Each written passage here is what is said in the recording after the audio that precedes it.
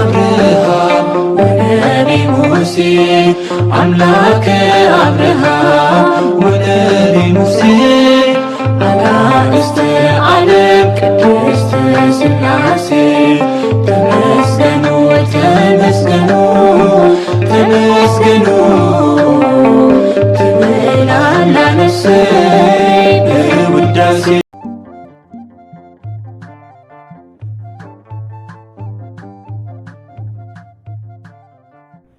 በስመ ሥላሴ በስመ አብ ወወልድ ወመንፈስ ቅዱስ አሐዱ አምላክ አሜን።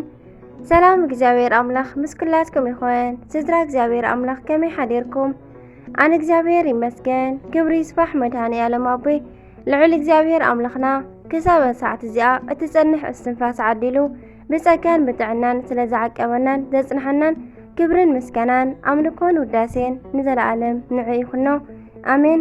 ከምኡውን ነታረርህተ ሊና ቅድስተ ቅዱሳን ንጽሕተ ንጽሓን ወላዲተ ኣምላኽ ወላዲተ ቃል ዝኾነት ቅዱስ እግዚአብሔር ብዝሃባ ክብርን ምስጋናን ውዳሴን ይብጽሐያ። ከምኡውን ንኹሎም ቅዱሳና እግዚአብሔር ኣምላኽና ብዝሃቦም ቃል ኪዳን ብዝሃቦም ክብርን ምስጋናን ንዘለዓለም ንዕኦም ይኹን ኣሜን። እንኳዕ ኣብጽሐኩም ንበዓለ ሆሳዕና እንኳዕ ናብዚ ዓብይን ክቡርን በዓለ ሆሳዕና ብሰላም ኣብጽሐና። ደቂ ተዋህዶ ኩልኹም ኣመንቲ ክርስትና ኣሜን። ሆሳዕና በአርያም ለወልደ ዳዊት ቅዱስ እግዚአብሔር ኣምላኽና ካብ ሰማያት ወሪዱ ካብ ቅድስቲ ቅዱሳን ድንግል ማርያም ተወሊዱ ብፍጽም ትሕትና ኣብ ኣድጊ ተወጢሑ ዘርአየና ፍቕሪ ኣይኮነን ንደቂ ሰብ ኣእማን እውን ዘመስግኑሉ ዕለት እሞ ብሰላም ናብ ሆሳዕና ከም ዘብጽሐና ድማ ናብ ብርሃነ ትንሣኤኡ ብሰላም ይደምረና ኣሜን። ሚያዝያ ዕለት 20 ስንክሳር ናይ ዕለቱ ስንክሳር ድሰምዕ ዘንብብ ፍቕሪ ጎይታ ኣብ ልቡ ይዕንብብ ሓለዋን ጸሎትን ናይ ቅዱሳን ድማ ይረክብ። ዝክረ ጻድቅ ለዓለም የሉ ዝኽሪ ናይ ጻድቅ ንዓለም እዩ ዝነብር። ካብ ኩሉ ክፉእ ዘበለ ክድሕኑ ንቅዱሳን ተማሕፀኑ አሜን። በስመ አብ ወወልድ ወመንፈስ ቅዱስ አሐዱ አምላክ አሜን። ስንክሳር ሚያዝያ 20 ኣብዛ ዕለት ደንደራ ካብ እትበሃል ሃገር ከምኡውን አልበደራ ካብ እትበሃል ዓዲ ቅዱስ ቦቡንዳ ብሰማዕትነት ዓረፈ። እዚ ቅዱስ ንበይኑ ዝነበረ ሓቀኛ ተጋዳሊ እዩ። ናይ እግዚአብሔር መልአክ ድማ ተገሊጹ መቀደሲ ልብሲ ለቢስካ ወሪድካ ነቲ መኮንን ተገልጸሉ በሎ። ኣብቲ ጊዜ መኮንን አርያኖስ ካብ መርከብ ወሪዱ ናብ ዘናይ ዝዓዲ ወደብ ዝኣትወላ ጊዜ ነበረ እሞ ነዚ ባሕታዊ ደልዩ ኣይረኸቦን ነበረ። እንሆ ቅዱስ ቦቡንዳ ድማ ብፍቓዱ መጺኡ ናብዚ መኮንን ብምኻድ ብናይ ክብሪ በዓል ቤት ብጎይታይን ኣምላኸይን ኢየሱስ ክርስቶስ ዝኣምን ብግልጺ ኣነ ክርስቲያን እየ ኢሉ ብዓብዪ ቃል ተዛረበ። እዚ መኮንን ድማ ደልዩ ዝሰኣኖ ፍሉጥ ባሕታዊ ምዃኑ ኣብ ዝፈለጠ ጊዜ ከሳቒይዎ ብእግሪ ሓፂን ኣሲሮም ናብ ጸልማት ቤት ክድርብይዎ ኣዘዘ። ኣብቲ ጊዜ ድማ ብርሃን ወፀ። ናይ እግዚአብሔር መልአክ ድማ ካብ ሕማሙ ፈወሰሞ ኣበርትዖ ኣጸናንዖ እውን። ኣብዛ ዓዲ ድማ ስሙ ቄርሎስ ዝበሃል ምእመን ሰብ ነበረ።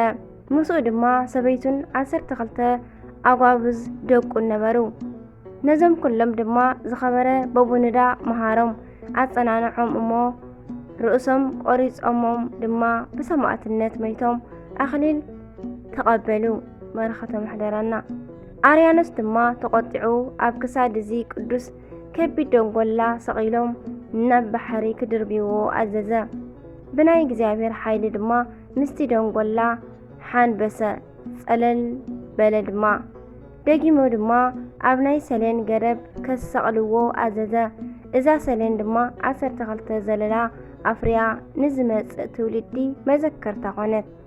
ድሕሪኡ ዝኸበረት ርእሱ ቆረጹ እሞ ናይ ሰማዕትነት ኣኽሊል ድማ ተቐበለ። በረኸቱ ምስ ኩላትና ናይ ቅዱስ ቦቡንዳ ይኹን ኣሜን ለይኩን።